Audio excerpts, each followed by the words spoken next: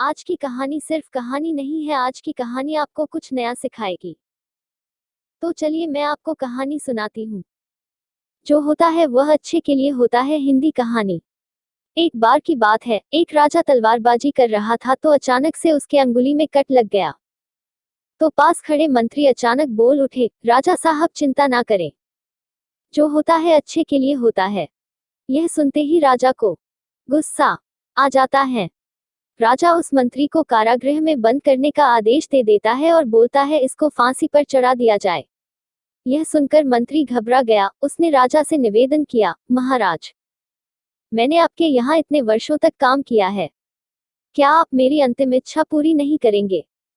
राजा बोला, ठीक है, बताओ क्या है तुम्हारी अंतिम इच्छा? मंत्री बोला, कृपया मुझे 10 दिन का समय दीजिए, उसके बाद आप मुझे जो चाहे वो सजा दे दीजिए। राजा ने उसकी अंतिम इच्छा मान ली। राजा दूसरे दिन अपने सैनिकों के साथ जंगल में शिकार पर निकला। जंगल के बीच में राजा अपने सैनिकों से बिछड़ गए और रास्ता भटक गए।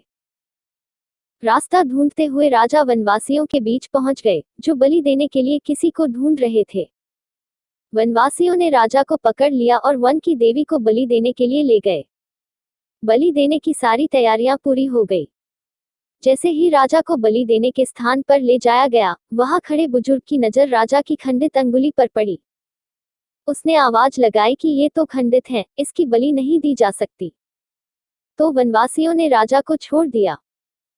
राजा जैसे तैसे से निकला और अपने राज्य पहुंचा। सबसे पहले कारागृह में अपने मंत्री से मिलने पहुंचा।